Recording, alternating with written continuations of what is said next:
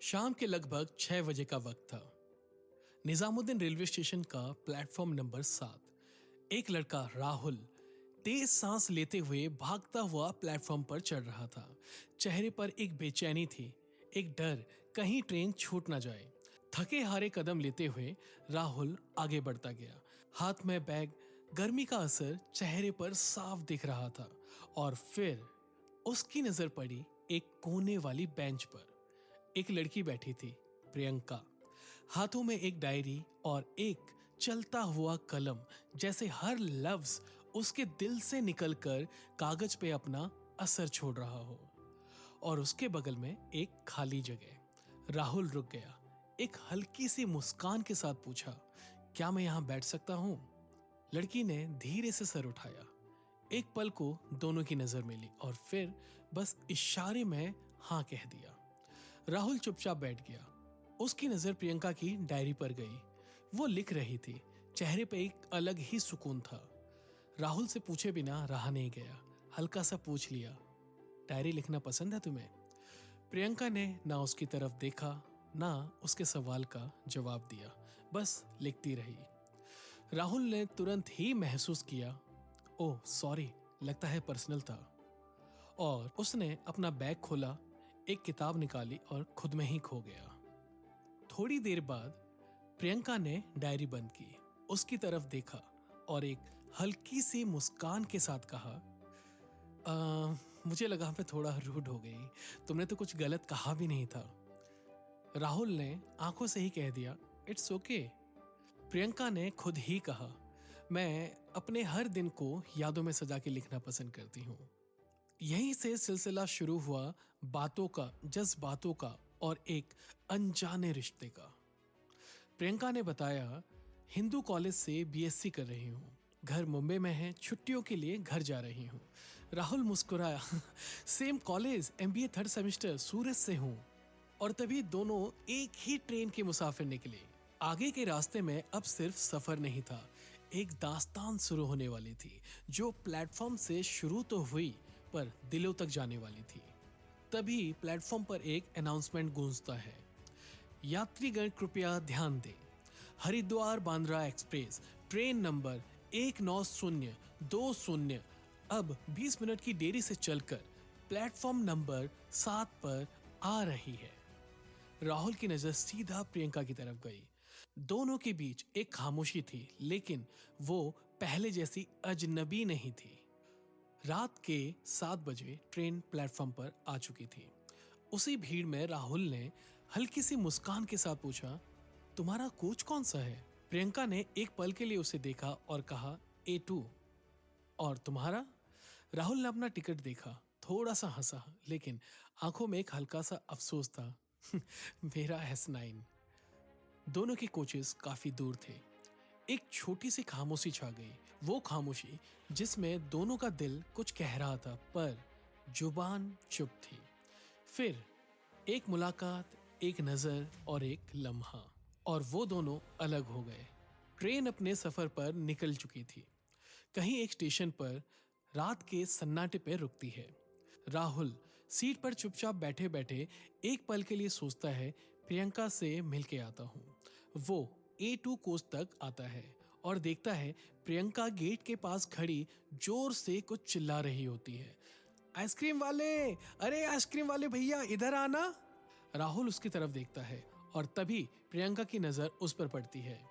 एक पल के लिए सब थम सा जाता है, थोड़ा सा सरप्राइज, थोड़ा सा मुस्कान। तुम यहाँ कैसे? उसकी आवाज में एक हल्की सी हैरानी थी। राहुल थोड़ा सा मुस्कुराता है और कहता है, क्या चिल्ला रही हो? प्रियंका थोड़ा एनॉयड टोन में कहती है, अरे यार आइसक्रीम खानी थी पर डर लग रहा है ट्रेन से नीचे उतरने में, कहीं ट्रेन चल गई तो। राहुल बिना कुछ सोचे सीधा ट्रेन से उतर जाता है, एक आइसक्रीम लेता है। तभी पीछे से जोर से आवाज आती है, राहुल ट्रेन चल गई, जल्दी आओ। राहुल दौड़ता हुआ नजदीकी गेट से चढ़ जाता है और सीधा प्रियंका के सामने रुकता है। उसके हाथ में वो मैंगो फ्लेवर वाली आइसक्रीम रख देता है। प्रियंका हल्की सी हंसी के साथ देखती है, वाओ मेरा फेवरेट, तुम्हें भी मैंगो फ्लेवर पसंद है? राहुल उसी मुस्कान के साथ इतना कहता है, सबसे ज्यादा। और फिर दोनों गेट के पास चांदनी रात में ठंडी हवा और लंबे सफर की बातें। अगली सुबह ट्रेन सूरत स्टेशन पर रुकती है। राहुल बिना कुछ कहे, बिना प्रियंका का नंबर मांगे ट्रेन से उतर जाता है। प्रियंका सीट पर बैठी, थोड़ी हैरान, थोड़ी खामोश। उसके दिल में एक सवाल था, क्या राहुल इंटरेस्टेड नहीं था, या बस एक सफर था वो जहां रिश्ते नहीं सिर्फ रास्ते मिलते हैं। पर सच तो कुछ और था। राहुल एक साधारण परिवार से था। पापा ऑटो चलाते थे। महीने के 5,000 से ज्यादा कभी नहीं भेजा जा सकता था। वो हॉस्टल नहीं, एक शेयर्ड रूम में रहता था। 4 लड़के साथ में किराए भी शेयर करते थे, और फोन बस एक पुराना कीपैड वाला, जिसमें ना व्हाट्सएप था ना इंस्टाग्राम।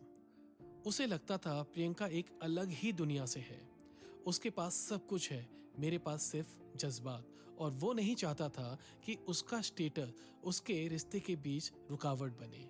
इसलिए उसने खुद से ही पीछे हटने का फैसला लिया। कॉलेज खुला, लेक्चर शुरू हुए। राहुल रोज देखता था प्रियंका को, लेकिन सिर्फ दूर से, बिना कुछ कहे, बस एक मुस्कान के साथ। एक दिन लाइब्रेरी के एक कोने में टकरा गया प्रियंका से। प्रियंका तेज आंखों से देखती है और कहती है, अब भी भाग जाओगी क्या राहुल? राहुल रुक गया, और उस दिन उसने सब कुछ कह दिया। अपनी फाइनेंशियल कंडीशन, अपना पुराना फोन, अपने जज्बात और अपनी मजबूरी। कुछ नहीं छुपाया। प्रियंका एक पल के लिए हैरान थी। उसकी हैरानी के पीछे एक सुकून छुपा था। सुकून इस बात का कि किसी ने बिना झिझक के, बिना दिखावे के अपनी असली जिंदगी उसके सामने रख दी थी। अब दोनों मिलने लगे थे, लाइब्रेरी में, कैंटीन के कोने वाले टेबल पर, और कभी कॉलेज के बाहर गोलगप्पे, मैगी या नींबू पानी। हर पल एक नया रिश्ता बन रहा था, जिसमें ना स्टेटस था ना शर्तें, सिर्फ एक दूसरे की कंपनी। पहले जब राहुल और प्रियंका मिलते थे, चाहे लाइब्रेरी के बाद कैंटीन हो या कॉलेज के बाहर गोलगप्पे वाला, हमेशा प्रियंका ही पेमेंट करती थी। राहुल को ये बात चुभती थी। वो कुछ नहीं कहता था, लेकिन दिल के एक कोने में अफसोस जरूर रहता था, मैं इसके लिए कुछ भी नहीं कर पाता हूँ। पर एक दिन राहुल ने एक छोटा सा फैसला लिया। उसने वीकेंड शिफ्ट में केएफसी में एक पार्ट टाइम जॉब शुरू की। वो थक जाता था, लेकिन उस थकान में भी एक गर्व छुपा हुआ था। और अब जब भी कहीं जाते, वो खुद पेमेंट करता। और तभी कुछ दिनों बाद प्रियंका का बर्थडे आया। राहुल ने कोई एक्सपेंसिव गिफ्ट नहीं दिया। उसने अपने दिल से एक पेंटिंग बनाई। कैनवस पर प्रियंका थी, उसकी आंखों की मुस्कान, उसके बालों की लहर। वो मोमेंट प्रियंका के लिए किसी प्राइसलेस डायमंड से कम नहीं था। वक्त बदल रहा था, फीलिंग्स और गहरी हो रही थी, लेकिन एक चीज अब भी वैसी की वैसी थी। राहुल के पास वही पुराना कीपैड वाला फोन, ना कैमरा ना वीडियो कॉल। प्रियंका कहती, मैं तुझे फोन गिफ्ट कर रही हूँ, पर राहुल सिर हिला देता, नहीं प्रियंका, जब तक खुद नहीं ले सकता तब तक नहीं लूंगा। वो बात प्रियंका को सबसे ज्यादा पसंद थी, उसका सेल्फ रिस्पेक्ट, उसकी खुददारी। प्लेसमेंट सीजन आया और राहुल के लिए एक नई कहानी का पहला पन्ना खुल गया था। उसे जॉब मिल गई थी। सैलरी बेसिक थी, पर सपने बड़े थे। प्रियंका अपने सपनों के पीछे बेंगलुरु चली गई हायर स्टडीज के लिए, और राहुल चेन्नई शिफ्ट हो गया। 6 महीने बाद एक बड़ी एमएनसी से राहुल को ऑफर मिला। पहली सैलरी आई। सबसे पहले माँ पापा के लिए एक नए कपड़े लिए, प्रियंका के लिए एक प्यारा सा सूट लिया, और खुद के लिए एक स्मार्टफोन। और उस रात राहुल ने पहली बार प्रियंका को वीडियो कॉल किया। बिना मैसेज, बिना वार्निंग, सीधा वीडियो कॉल। प्रियंका शॉक में थी। राहुल का वीडियो कॉल? उसने तुरंत कॉल रिसीव किया। स्क्रीन पर राहुल का चेहरा, नई जॉब, नया फोन, पर वो स्माइल पुरानी वाली। उस रात से एक नई आदत शुरू हुई। वीडियो कॉल्स, लेट नाइट बातें, और हर महीने राहुल किसी एक वीकेंड पर प्रियंका से मिलने जाता। और एक दिन राहुल ने प्रियंका को प्रपोज कर दिया। राहुल बोला, प्रियंका, क्या तुम मुझसे शादी करोगी? प्रियंका चुप थी, आंखों में आंसू थे, पर मुस्कान में सिर्फ एक जवाब था, हाँ पागल हाँ। उस रात प्रियंका ने घर फोन किया, मम्मी को बताया। पापा ने पूछा, राहुल? राहुल कौन है, क्या करता है? और पहली बार प्रियंका ने सब कुछ अपने घर वालों को बता दिया। अगले संडे शाम 6 बजे राहुल को मिलने के लिए घर बुलाया गया। दोनों बहुत ज्यादा एक्साइटेड थे। हर दिन कैलेंडर पर एक एक टिक लगाते जा रहे थे और बस एक डेट बार बार ब्लिंक कर रही थी, नेक्स्ट संडे 6 PM। जिंदगी के कुछ पल होते हैं जिनका इंतजार सिर्फ दिल करता है, लेकिन उसके आने का फैसला किस्मत करती है। वो दिन शाम के 6 बजे का था। राहुल ने प्रियंका को सुबह ही कॉल किया था। एक प्यारी सी मुस्कुराहट के साथ बोला, कैब में बैठा हूँ, एयरपोर्ट पहुंचने वाला हूँ, शाम को मिलते हैं। प्रियंका का चेहरा चमक उठा था। घर में सब लोग एक्साइटेड थे। मम्मी ने राहुल के लिए उसके फेवरेट गुलाब जामुन बनाए थे और पापा ने स्पेशली प्रेस्ड कुर्ते को पहना था। और छोटी बहन तो उसे राहुल के बारे में सवाल पूछ पूछ कर परेशान किए जा रही थी। पर जैसे जैसे घड़ी की सुइयां 6 के पास आई, प्रियंका का दिल तेज से धड़कने लगा। 6 बजे, फिर 6:10, फिर 6:30, राहुल नहीं आया। प्रियंका ने पहला कॉल किया, नो रिस्पॉन्स। दूसरा कॉल किया, नो रिस्पॉन्स।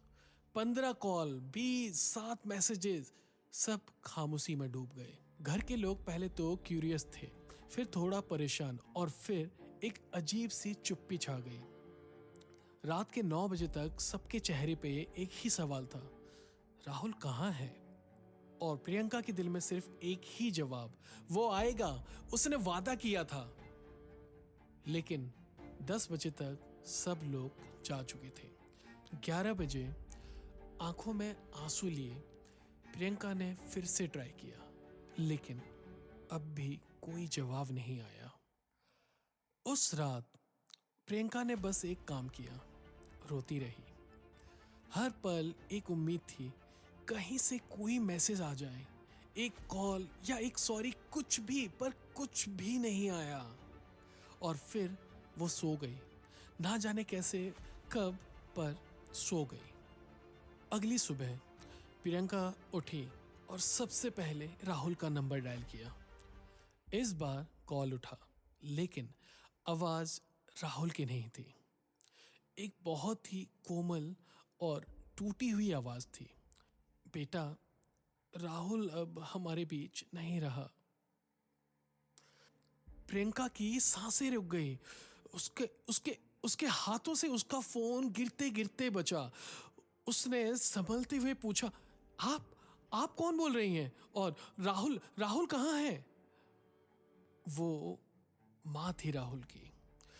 उनकी आंखों में आंसुओं का तूफान था, लेकिन उन्होंने अपने दिल को संभाल कर कहा, बेटा, कल शाम जब वो तुमसे मिलने के लिए निकला था, कैब से एयरपोर्ट जा रहा था, एक ट्रक ने बेटा सिग्नल तोड़ दिया और मेरा बेटा कभी वापस नहीं आया। उस वक्त प्रियंका का पूरा जहां थम गया। उसकी आंखों के सामने वो प्लेटफॉर्म नंबर 7, वो बेंच, वो मैंगो आइसक्रीम और वो रात की बातें सब फ्लैश हो गए। एक पल में वो रिश्ता जो कहीं लिखा भी नहीं गया था, कहीं दर्द बनकर उसकी जिंदगी में बस गया। उस दिन प्रियंका ने अपनी डायरी बंद कर दी। उसने लिखना छोड़ दिया, क्योंकि जिसके बारे में वो लिखती थी, अब उसका जिक्र करना उसके लिए एक जख्म बन चुका था।